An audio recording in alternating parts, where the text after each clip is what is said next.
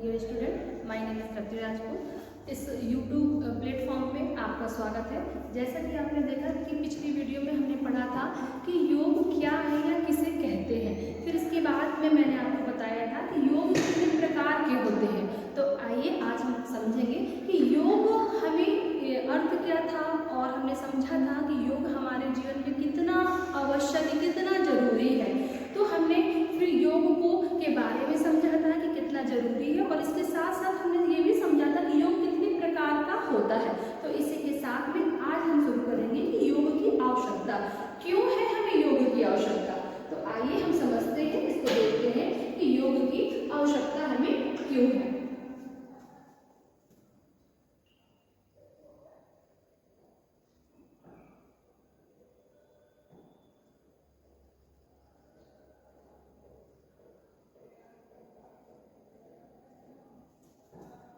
देखते हैं, जैसे कि आप सब जानते हैं कि आज के समय में हर कोई अपना मतलब कि कार्य करता है, कार्य करने के साथ साथ अपने आप को समय नहीं दे पाता है, और अपने जीवन में कि जितना जरूरी हमें कार्य है उसी प्रकार से हमें मतलब कि अपनी बॉडी का भी ध्यान रखना कितना जरूरी है, इसको हम समझेंगे।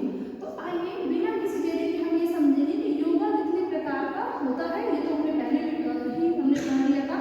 योग की आवश्यकता हमें क्यों है, क्यों है हमें योग की आवश्यकता।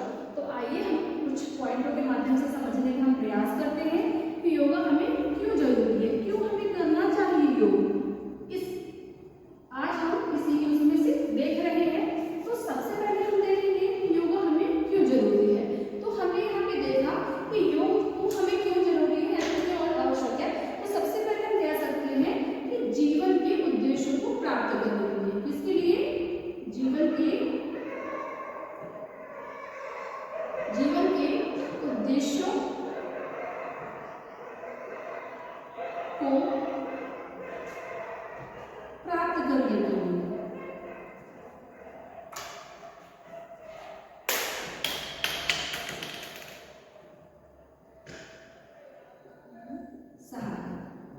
इसके साथ ही हम ये समझेंगे कि मतलब कि सहायक में फिर उसके बाद है नेतृत्व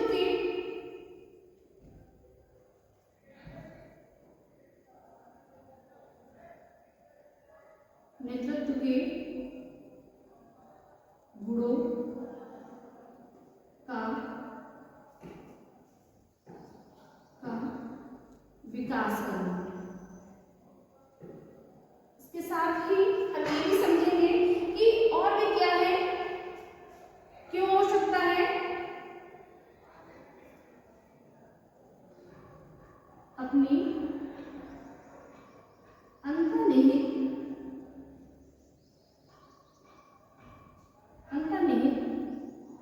शक्तियों को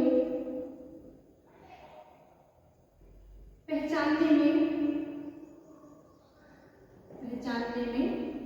क्या करता है, मदद करता है।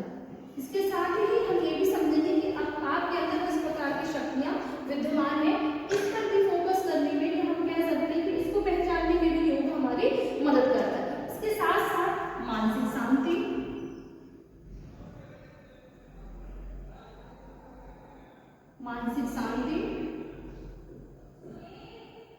मानसिक शांति में क्या करता है, सहायक करता है। मानसिक शांति, और मानसिक शांति के साथ साथ हम ये देख सकते हैं कि अगर कोई भी व्यक्ति है तो योग के माध्यम से उसको मानसिक शांति मिलती है, और विभिन्न प्रकार के रोगों से मुक्ति भी मिलती है। क्या मिलती है, विभिन्न प्रकार के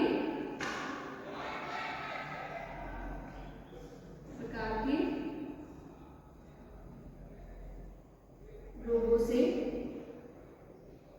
मुक्ति, विभिन्न प्रकार के रोगों से मुक्ति करने में भी इसकी आवश्यकता होती है। इसी के साथ साथ हम ये भी समझेंगे कि अंतिम अगर देखेंगे तो हमें योग के माध्यम से मोक्ष की प्राप्ति तक भी ले जाने का मार्ग क्या है, योग ही है।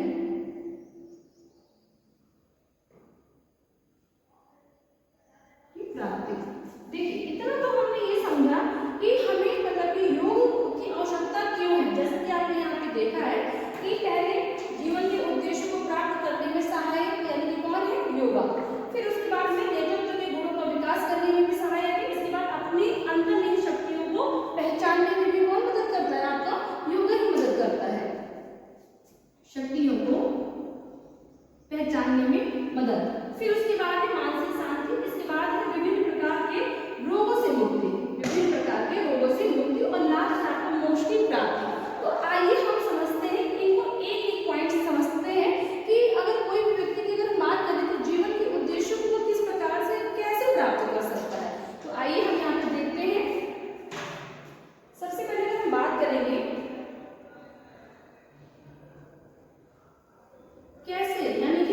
जीवन के उद्देश्यों को कैसे प्राप्त किया जा सकता है।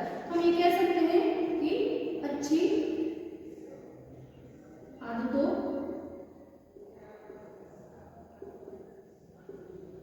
को अच्छी आदतों का निर्माण करने में सहायक। इसी के साथ साथ हम ये देखेंगे और भी कहाँ मदद करता है, अपने लक्ष्य की प्राप्ति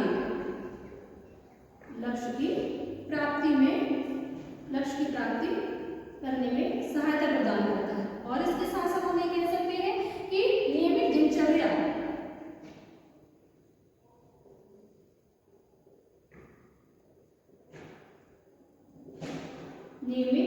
दिनचर्या इसी के साथ साथ हम कह सकते हैं कि खान पान में सुधार या खान पान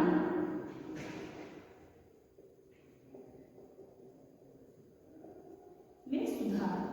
तो देखिए आपने यहाँ पे समझा है कि सबसे पहले अगर देखा जाए कि जीवन के उद्देश्यों को प्राप्त करने में सहायक, तो मैंने आपको बताया कि अच्छी आदतों का निर्माण। देखिए जैसा कि आप सब जानते हैं कि अगर हम ये सोचें कि हमें अपने जीवन में कुछ अचीव करना चाहते हैं तो अचीव करने के लिए हमें क्या करना होगा। सबसे पहले कोई भी काम हम करते हैं तो हमें डेली रूटीन में उसको कैसे करना चाहिए। तो डेली रूटीन हमें बनाने के लिए हमें क्या करना चाहिए, यानी कि सबसे पहले अगर हम डेली रूटीन बनाएंगे तो हमारी उससे क्या विकसित होगी, अच्छी आदतों का विकास होगा। इसके बाद में हम अगर अच्छी आदतें हम बनाएंगे, यानी कि कोई भी कार्य रोज करेंगे, रेगुलर पे करेंगे, तो ऑटोमेटिक हमारी आदत बन ही जाएगी। उसी को हम अच्छी आदतों का निर्माण करेंगे और उन्हीं अच्छी आदतों से ही हम कोई भी लक्ष्य आसानी से प्राप्त कर सकते हैं। इसके बाद नियमित दिनचर्या, यानी कि डेली रूटीन में टाइम से जगना, टाइम से सोना, टाइम से खाना, ये सारी चीजें। फिर इसके साथ साथ है खान पान में सुधार। देखिए अगर आप योग को अपनाते हैं अपने जीवन में और अपनाने के बाद में आपका बहुत सारी चीजों में सुधार होता है, जैसे कि आपका नियमित रूप से क्या खाना है, कितना खाना है, कितने बैलेंस में खाना है, और हम जितना खा रहे हैं उस हिसाब से हम अपनी एनर्जी को बर्न कर पा रहे हैं या नहीं कर पा रहे। ये अब इसके साथ साथ हम नेक्स्ट में चलते हैं कि नेतृत्व के गुणों का विकास करते हैं। तो नेतृत्व के गुणों का विकास करने में, यानी कि आप किसी भी कार्य को करने में किस प्रकार से सक्षम होते हो। अगर आप कोई भी कार्य करते हो तो किसी भी कार्य को आप करने में किस प्रकार से मतलब सक्षम हो। जैसे कोई भी बड़े से बड़ा कार्य है आप बहुत ही आसानी तरीके से कर पाओगे, लेकिन बिना अगर आपके अंदर किसी प्रकार कोई लीडरशिप नहीं है अगर आपके अंदर, तो कोई भी कार्य चाहे वो छोटा हो चाहे वो बड़ा हो, आपको करने में असुविधा पैदा होगी ही होगी।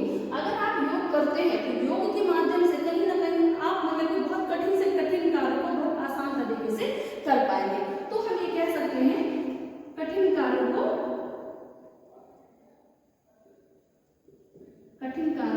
करने में सहायक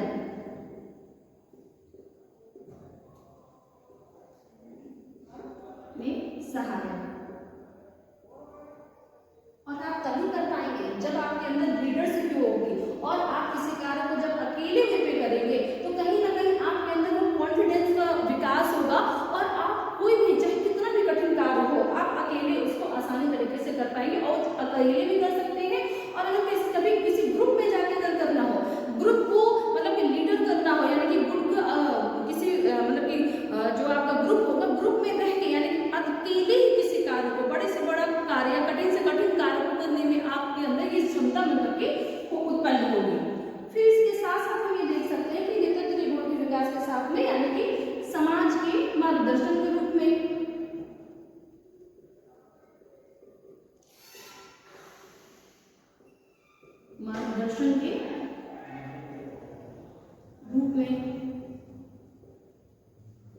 देखिए जैसा कि अगर आप कोई भी कार्य करते हैं, आपने पहले वाले पॉइंट में पढ़ा है, कोई भी कितना भी कठिन कार्य होगा आप अकेले करने के आपके अंदर मतलब कि आप कर पाओगे। इसके माध्यम से आप योग को अगर आप अपनाते हो तो बहुत सारी चीजों को आप बहुत ही इजीली तरीके से हैंडल कर पाओगे। और जब यही यानी कि जो आपकी आदतें इन्हीं गुणों का यानी कि विकास होगा, इसके साथ साथ फिर आप मतलब कि तो जब यहाँ अगर आप किसी भी कार्य को कर पा रहे हैं तो समाज के लिए एक मार्ग, समाज में आप एक मार्गदर्शक के रूप में आप मतलब कि देखे जाएंगे। यानी कि किसी को अगर किसी भी प्रकार से कोई हेल्प की आवश्यकता होती है तो आप मतलब कि उसकी हेल्प कर सकते हैं बिना किसी देरी के, बिना किसी हेजिटेशन के। फिर इसके साथ साथ हमने कहा कि अपनी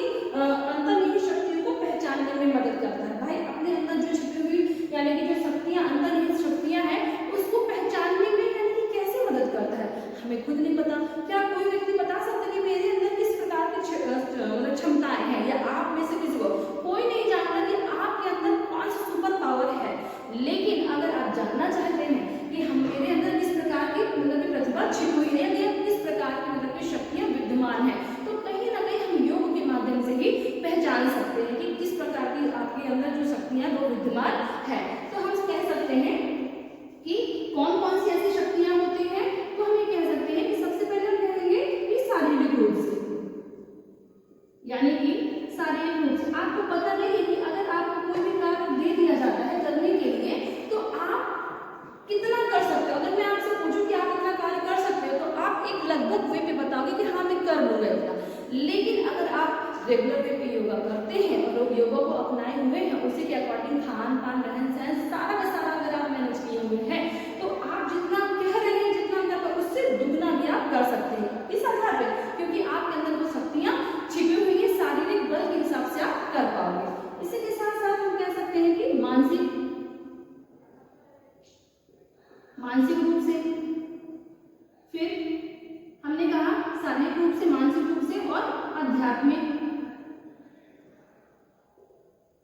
अब देखिए हमने कहा आध्यात्मिक रूप से।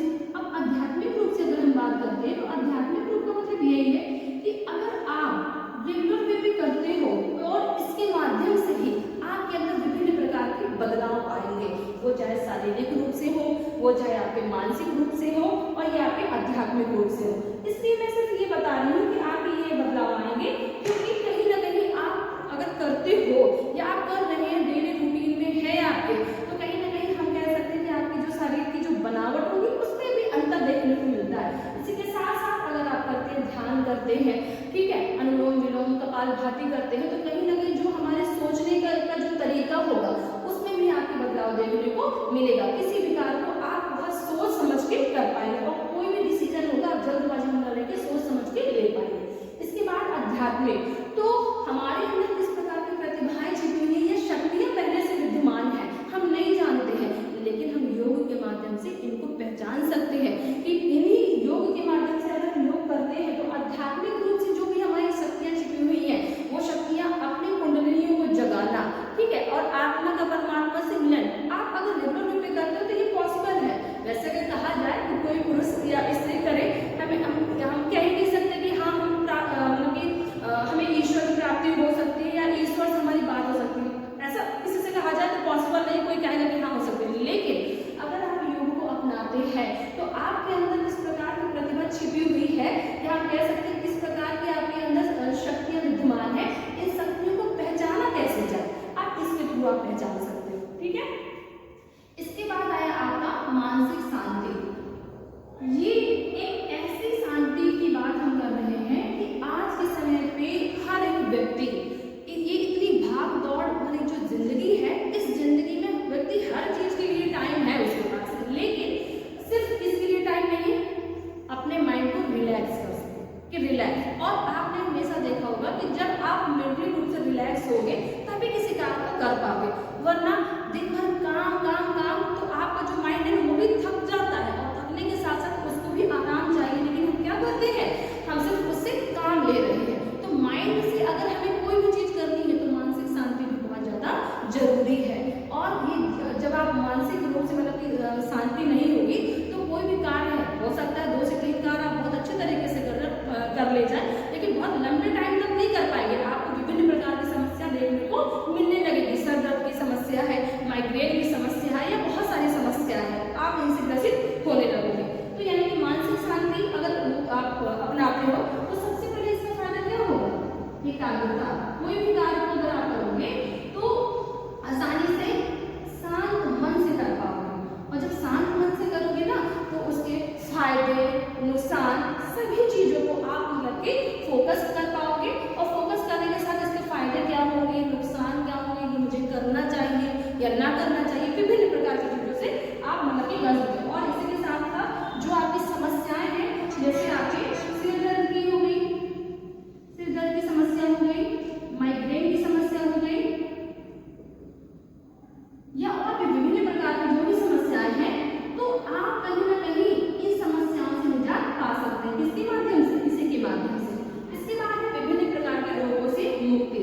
अब देखिए एक समय था कि लोग जानते नहीं थे कि ये कैंसर का तो पहले इतना था ही नहीं कि क्या है कैंसर, लेकिन कुछ सालों से हमारा रूटीन खान पान रहन सहन ऐसा बिगड़ा हुआ है कि कहीं ना कहीं जिन रोगों के बारे में हम कभी टीवी में देखा करते थे कि क्या है हार्ट अटैक, ये अब आप देखेंगे कि आज के समय में विभिन्न प्रकार के जो रोग हैं, अब रोग ही ऐसा है कि कहीं भी आपको लेने नहीं जाना है। और कहीं ना कहीं अगर हमारी दिनचर्या सही नहीं हो,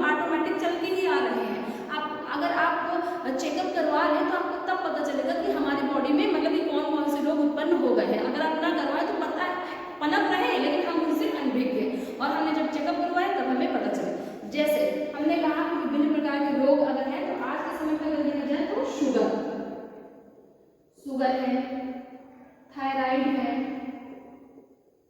शुगर है, थायराइड है, आपका बीपी की समस्या हो गई, बीपी की समस्या हो गई, ठीक है। बीपी की समस्या के साथ साथ अभी आपने यहाँ पे पढ़ा है जैसे माइग्रेन, ये भी पता लगा कि अगर आपका सर दर्द हो रहा है तो आपने चेकअप करवाया तो माइग्रेन की समस्या निकल आई। इसी के साथ साथ आपको पेट संबंधी बहुत सारी समस्या, माना जाता है कि किसी भी परेशानी या बीमारी की जो शुरुआत है वो पेट से ही शुरू होती है। अगर पेट सही तो सब कुछ सही, और पेट सही नहीं तो कुछ भी सही नहीं। जैसे आपकी कब्ज एक बहुत ही गंभीर समस्या होती है अगर उसका सही समय पर ट्रीटमेंट या इलाज नहीं किया गया। कब्ज के साथ साथ अगर हम कह सकते हैं एलर्जी की समस्या हो गई। कब्ज के साथ साथ हम कह सकते हैं कि और भी सर दर्द के तो है ही, आपकी थायराइड है, शुगर है, बीपी है, कब्ज है, और आज के समय पर देखा जाए तो सबसे ज्यादा है एंजाइटी, आवश्यकता से अधिक सोचना, मतलब कि व्यक्ति सोच रहा है उसका कोई उद्देश्य नहीं है, कुछ है नहीं, बस परिकल्पनाओं में सोच रहा है कि पता नहीं ये होगा, ऐसे से ऐसा होगा, ये अनावश्यक सोचना सोचना सोचना, मतलब कि कहने का ये है कि और जिसको आज जो अनावश्यक सोच रहे हैं और आज के समय में इनको नाम दे दिया गया है आपका ओवर थिंकिंग है, या हम कह सकते हैं कि एक्स्ट्रा सोचना, या हम कह सकते हैं कि बहुत ज्यादा जो सोच रहा है उस व्यक्ति को क्या कहेंगे आप बताइएगा? ओवर थिंकिंग का यानी कि सोचना, अनावश्यक सोचना, सोच ही रहे उसका कोई उद्देश्य नहीं है। तो शुगर हो गया, थायराइड हो गया, बीपी हो गई, कब्ज की एक समस्या आपको देखने को मिल रही है। इसी प्रकार से बहुत सारी समस्याएं हैं, यानी कि आपका जो बहुत सारे ऐसी बीमारी है या परेशानी है, या एड़ियों में दर्द है, स्किन आपका बहुत सारी समस्याएं हैं, तो कहीं ना कहीं इन सारी समस्याओं का एक ही हल है, वो है योग। अगर आप किसी भी चीज की शुरुआत करते हैं, अगर आपको थायराइड से आप परेशान है, शुगर से परेशान है, बीपी की समस्या है, बाल झड़ने की समस्या है, आपको आंखों की प्रॉब्लम है, अगर आप नियमित रूप से योग करते हैं तो कहीं ना कहीं ये विभिन्न प्रकार की जो समस्याएं हैं उनसे आप निजात पा सकते हैं। कुछ बीमारियां मैंने यहाँ लिखी नहीं है, लेकिन अगर आप ट्रस्ट भी अगर आप करेंगे तो आपको पता चलेगा कि मतलब कि एक योग से ही कितनी सारी चीजों से हम निजात पा सकते हैं। इसी के साथ साथ अंतिम है यानी कि मोक्ष की प्राप्ति। अब मोक्ष की प्राप्ति की अगर हम बात करते हैं तो इस ब्रह्मांड में यानी कि अगर देखा जाए हमारा जो जन्म हुआ है, अंतिम उद्देश्य क्या है? मोक्ष की प्राप्ति। और मोक्ष की प्राप्ति का जो रास्ता है ना वो करता है यानी कि योग ही है। अगर आप योग को करते हैं तो योग के माध्यम से हम क्या करेंगे? ब्रह्मांड यानी कि इस ब्रह्मांड से मुक्ति दिलाने का कार्य कौन करता है? योग ही करता है, यानी कि ब्रह्मांड से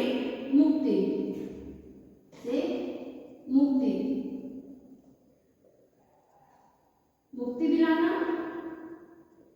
और हम कह सकते हैं कि परम पद की प्राप्ति।